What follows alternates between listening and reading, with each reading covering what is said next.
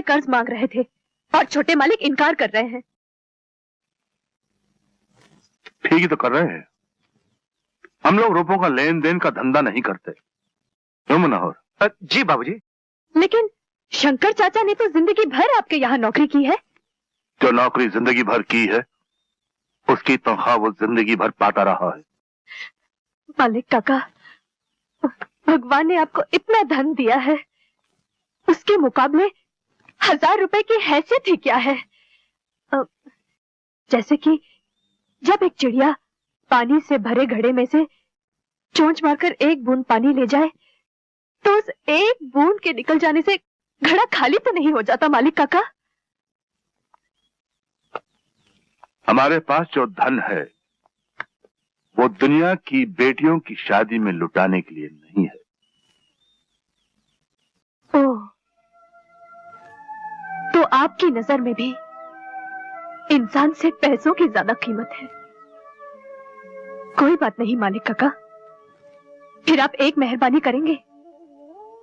मेरे बापू आपके यहाँ नौकरी करते हैं, बरसों से हर महीने अपने तनख्वाह का आधा हिस्सा आपके पास कटवाकर जमा करते रहे हैं।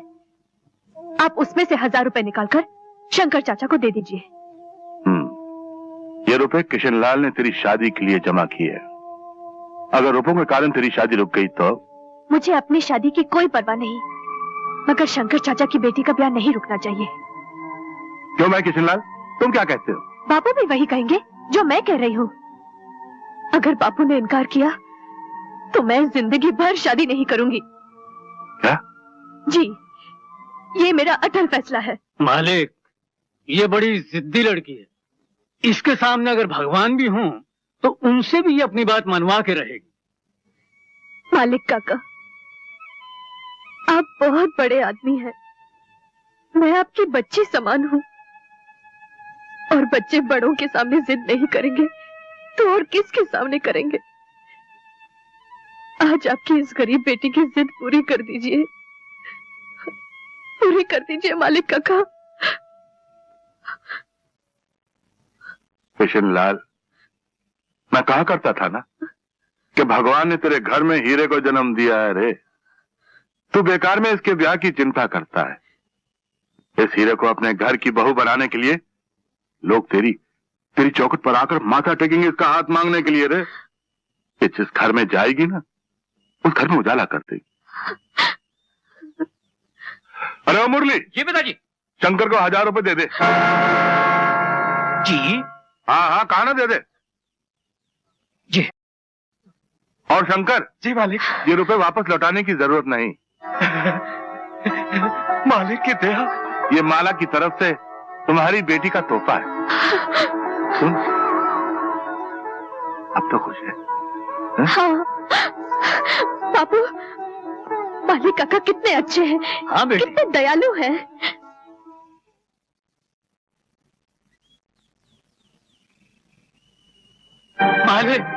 मालिक, ये क्या अनर्थ किया आपने?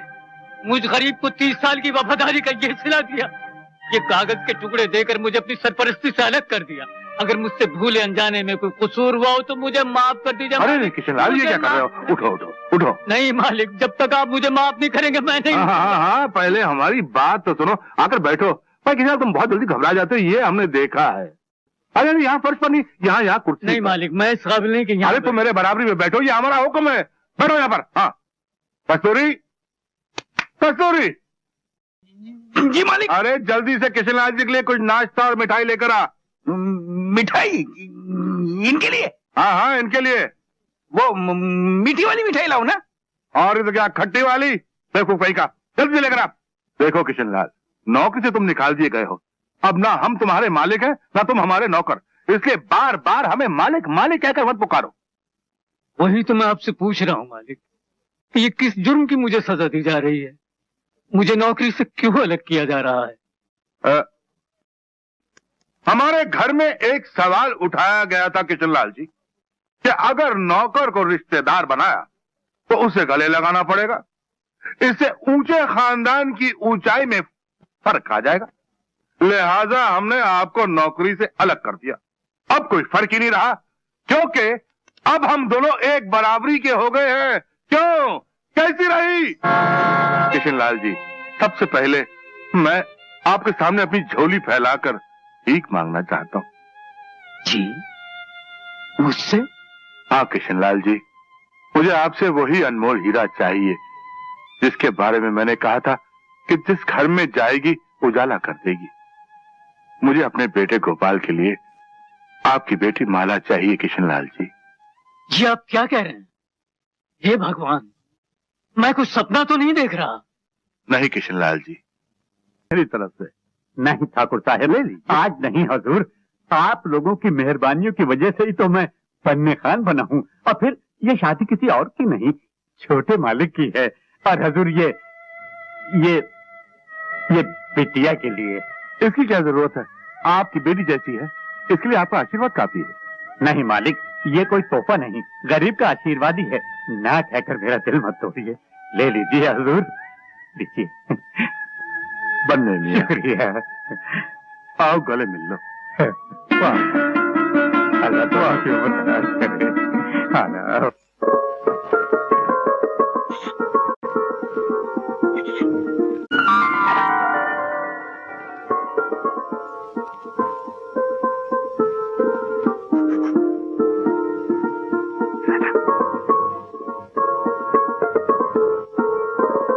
बहू, जा, रात बहुत हो गई है, जाके सो जा।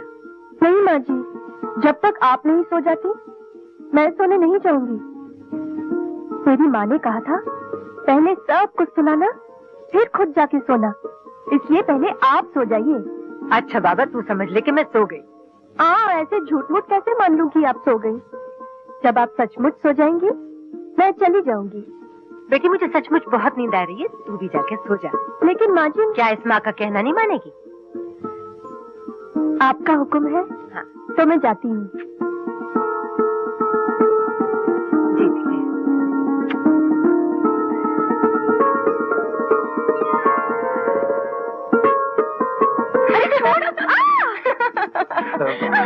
अच्छा भाभी, अरे सुन तो।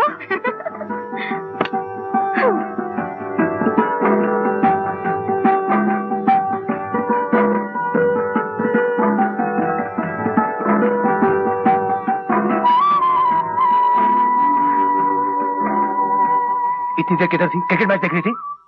माँ के पास थी। अरे ये रात माँ जी के पास नहीं, मियाँ जी के पास गुजारने की है। मेरी माँ ने कहा था पहले सासू माँ को सुलाना फिर खुद जाके सोना। बस सही बताया था, और कुछ नहीं बताया तुझे? नहीं। नहीं? अरे ये नहीं बताया कि जाते ही अपने पति के सीने से लग जाना? अरे यार, आज हमारी सुहाग रात है। हाँ।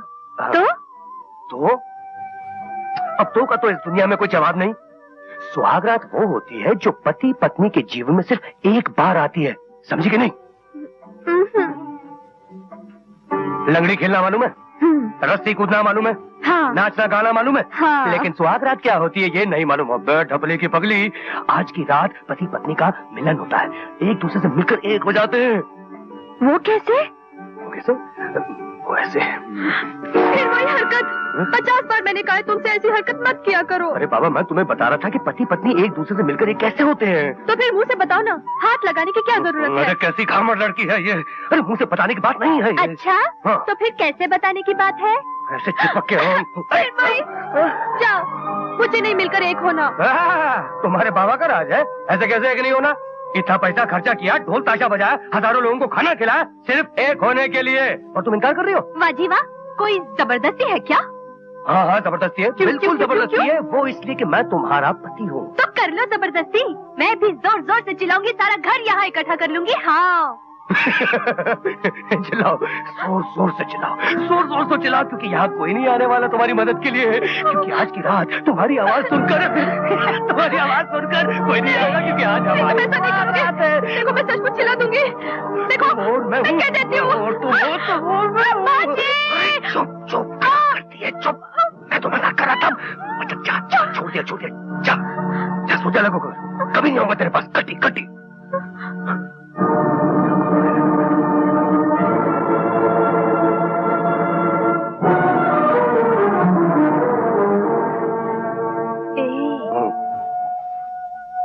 रूठ गए। अच्छा बाबा माफ करो, अब मैं बिल्कुल नहीं चिल्लाऊंगी। बताओ ना, दोनों मिलकर एक कैसे होते हैं?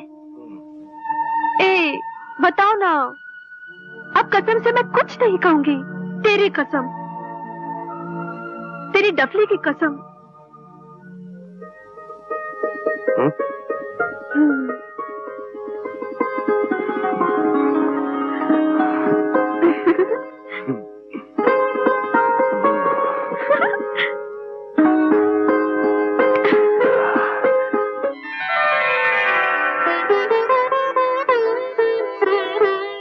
नमस्ते जेठ जी।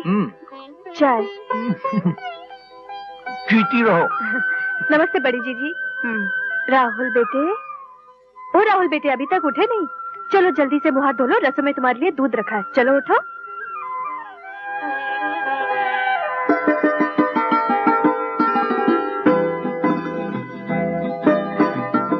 छोटे जेठ जी नमस्ते। खुश रहो। पर मैं चाय नहीं, कॉफी पीता हूँ। ये कॉफी ही है। तुम्हें कैसे मालूम कि मैं कॉफी पीता हूँ? वाह, अरे भाई कमाल है।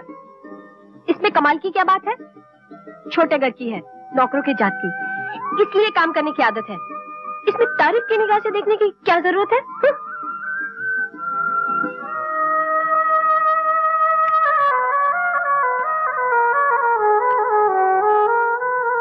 माँ जी उठिए। क्या मतलब? आप उठिए और अपने कमरे में जाइए, ये सब मैं कर लूंगी। दीजिए। अरे अरे रसोई में काम करने का जिम्मा मेरा है, ये सब मुझे करने दे। तू जा। आज से तो ये मेरा जिम्मा है। चलिए जाइए यहाँ से। उठिए ना माँ जी। अरे तू मुझ पर हुक्म चलाती है? नहीं नहीं, हुक्म नहीं, मैं तो विनती कर रही हूँ आपसे। देखिए ना, आप ठहरी घर की सबसे बड़ी, आपको तो पलंग पर बैठकर सब पर हुक्म चलाना चाहिए, और मैं ठहरी घर की सबसे छोटी बहू। मेरा कर्तव्य है कि मैं सबकी सेवा करूं, है ना? अब चलिए आप उठिए, उठिए उठिए, उठिए माला। चलिए ना। अरे अच्छी बहू ब्याह कर लाया है गोपाल। घर में आते के साथ ही छोटे बड़े सब पर थानेदार की तरह हुक्म चलाने लगी। कोई बात नहीं। अरे तू देखती जाना, कुछ दिन में माँ जी खुद ही परेशान होके धक्के मार के निकाल देगी उसे।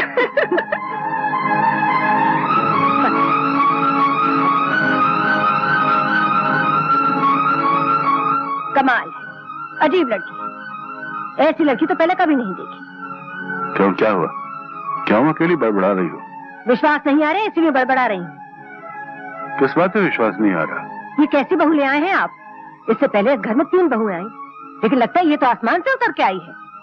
क्यों, क्या हुआ? कोई बात कह दी उसने? मुझसे बात क्या कहेगी? कुछ काम ही नहीं करने देती। सब्जी काटने लगी तो हाथ से छीन ली, चाय बनाने लगी तो बनाने नहीं दी। पहली बार पता चला कि बहू क्या होती है।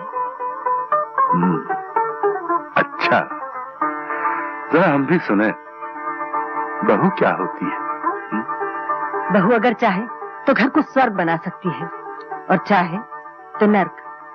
ये माला तो अच्छाइयों प्यार के मोतियों की बनी माला है।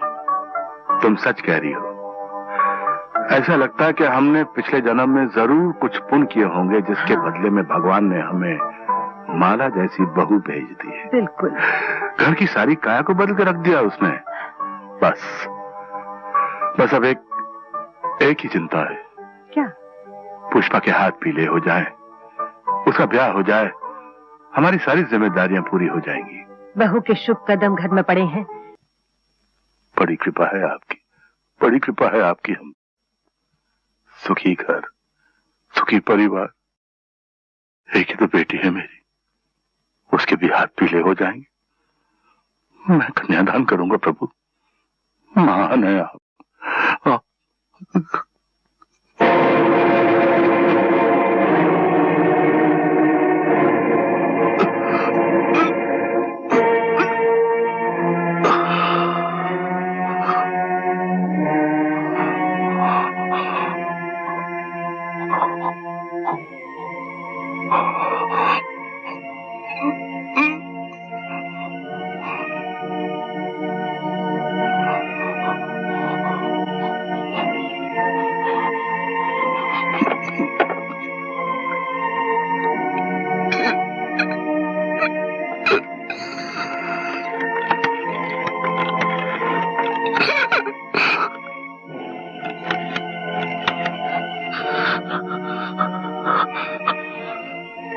हेलो वकील साहब, मैं दीनदयाल बोल रहा हूँ।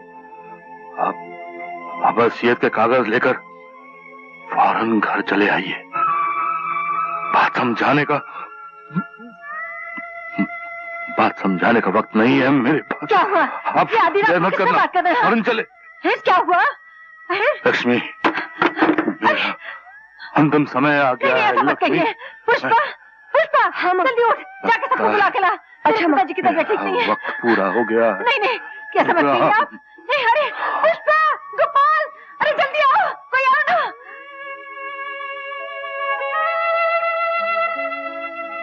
डॉक्टर साहब, इन्हें फौरन हॉस्पिटल में दाखिल करना पड़ेगा। He is very serious.